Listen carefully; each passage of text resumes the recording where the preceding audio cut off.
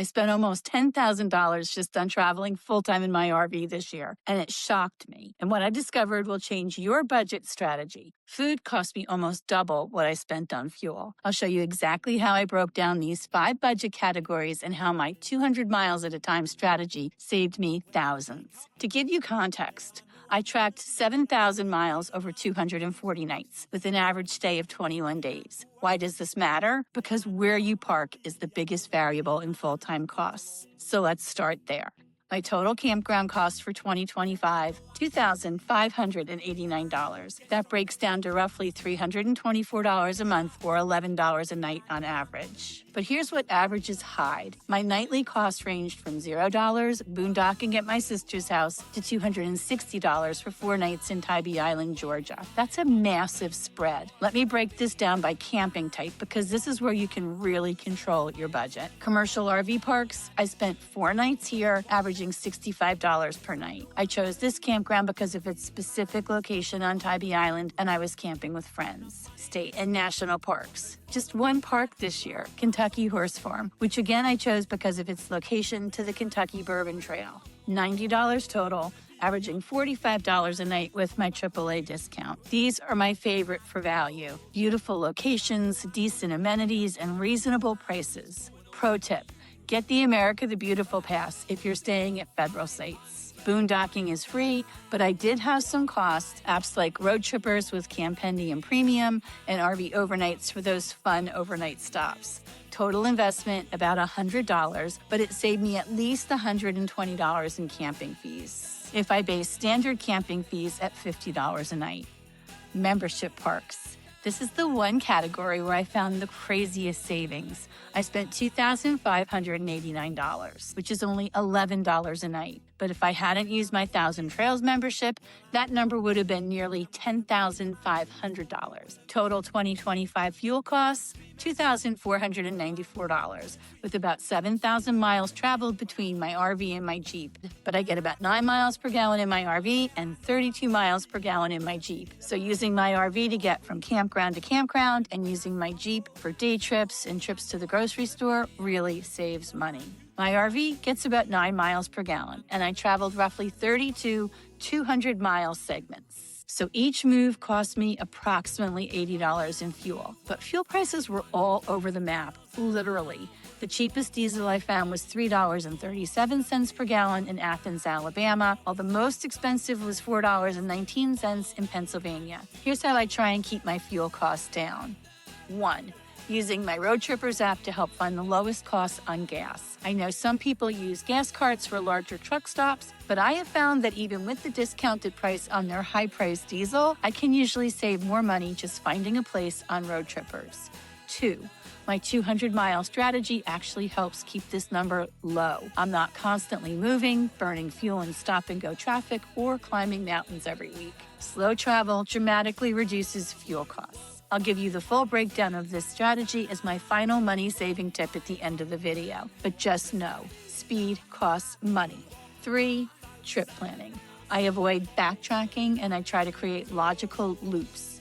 Every unnecessary mile costs about 40 cents based on an average diesel cost of $3.60 a gallon. Regional differences were wild. The Northeast hit my wallet harder than the South. Honestly, fuel is a cost you can minimize but not eliminate. You're driving a house. It's going to drink fuel. Quick section on tolls because there's sneaky budget killers in certain regions. Total 2025 toll costs, $180. Most of this was concentrated in Pennsylvania and Florida. Some were avoidable by taking alternate routes that added time, but not much money. Others, not really a good choice if you ever want to get there. My strategy, I use a uni transponder. It works on all toll roads and many bridges and tunnels in 19 states from Florida to Minnesota, and I can move it between my RV and my Jeep. It can save me up to 50% compared with paying with pay-by-plate. I'll leave a link to it in the description. Bottom line on tolls.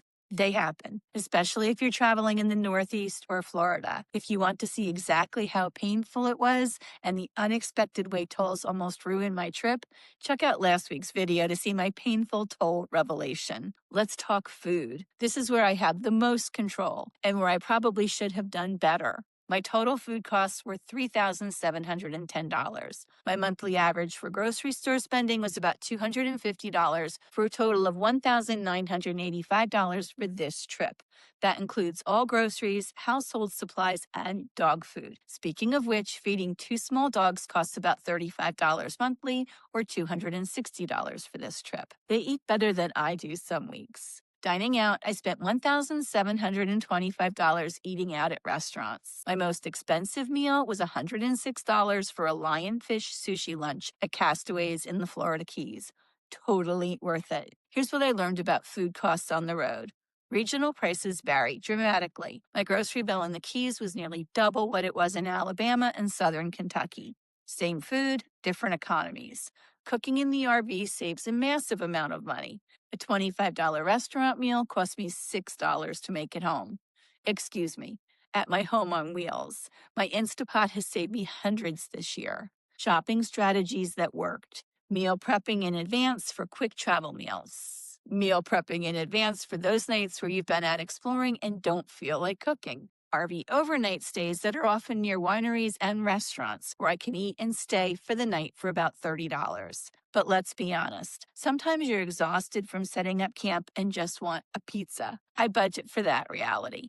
The biggest food mistake I made this year, buying too much regional food and having to eat it because it was also delicious. But I really can't call that a mistake, just a judgment error that cost me 10 additional pounds. That's the kind of costly mistake you only make when you travel slow enough to enjoy the good stuff. Again, check out last week's video for the full story on that judgment error if you missed it. This is the fun part, why we're actually doing this lifestyle. Total entertainment and activities, only $270. This included national and state park entrance fees not covered by my pass, attractions and museums, tours and experiences, recreation equipment and rentals. The most expensive single activity, the 4 cave tours I did in Mammoth Caves for about $60. But this would have been about $120 without my America the Beautiful senior pass. You might think it was the Bourbon Trail stops, and maybe it was if you count the extra money I spent in the stores there. The best value experience was Cranes Point Museum and Animal Refuge and fish pedicure in the Florida Keys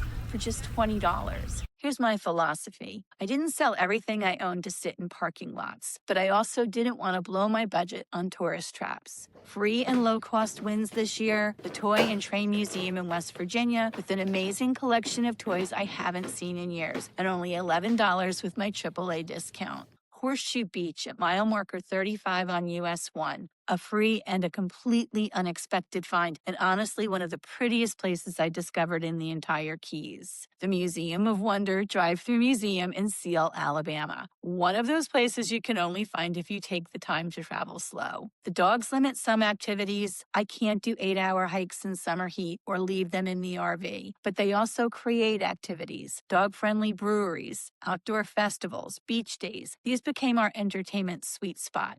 The cost was free, plus the joy of watching them meet and explore new places and meet new dogs. Not having to rent a paddleboard because I carry my own inflatable paddleboard and using my sister's e-bike to explore some great bike trails probably saved me hundreds of dollars. I feel I really didn't spend a lot here, especially compared to what I've spent in previous years. And honestly, this line item doesn't bother me. I'm getting to experience some of the things that the U.S. has to offer. That's the whole point. All right, here's the moment you've been waiting for. My total 2025 travel costs, $9,252. Campgrounds, $2,589. Fuel, $2,494. Tolls, $180. Food, $3,710. Entertainment, $270. The biggest expense? Food. I spent 40% of my travel budget, no surprise there. The biggest surprise, using my own equipment or borrowed equipment like my inflatable paddleboard and my sister's e-bike allowed me to explore some great places for free. How does this compare to traditional living? Well, I'm not paying a rent or mortgage that would be approximately $2,000 in Orlando, utilities for about $300 a month, property taxes $3,000 plus a year, home maintenance at another $6,500 a year easy. But I am paying for things traditional homeowners don't. constant fuel, nightly camping fees, and the occasional my alternator just broke moment. So is full-time RV living affordable? That depends on your lifestyle and choices. I could cut my costs significantly by boondocking more, eating less, and skipping paid attractions. Or I could spend double by staying at resorts and eating every meal out. So is full-time RV living affordable? That depends on your lifestyle and choices. My 200-mile strategy means I limit my travel days to 200 miles max, and I aim for an average day of 21 days. This not only drastically cuts my fuel costs, but also lets me secure the cheapest long-term camping rates and avoids constantly paying for site setup and breakdown. And it allows me the time I like to really explore the area like a local. Speed costs money, and fast travel can eventually cause travel burnout. I know what some of you are thinking. Nancy, don't you get bored staying in one place for 3 weeks? Or doesn't 200 miles limit where you can go? Those are great questions, and the answer might surprise you. There's a whole system to making this work. How I actually plan these 200-mile jumps without missing the places I want to see. How I choose destinations that keep me engaged for weeks while still allowing me time to work a few hours a week.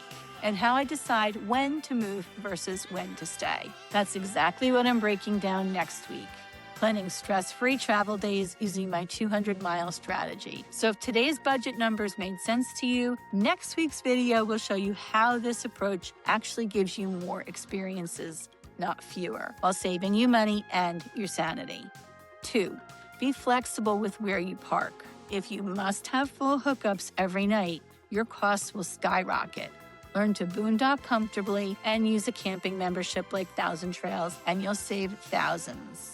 3, track all of your expenses for at least 3 months. You cannot manage what you don't measure. I use my RV budget worksheet to help me keep track because seeing real numbers changes behavior. My next travel year out west will be different and all new to me. So stay tuned to see what happens with my budget and travel plans in 2026. These two don't care about budgets. They just want to see new places and get treats. Honestly, that's pretty good life advice. There you have it, my complete, nothing hidden 2025 travel costs. Drop a comment with your RV costs or questions. I answer everything, and I love to hear how your numbers compare. Next week, I'm going to show you exactly how I use a map and 3 simple apps to plan my stress-free travel path for my trips. Make sure you subscribe so you don't miss that full walkthrough. Happy travels, and remember, make your lane count.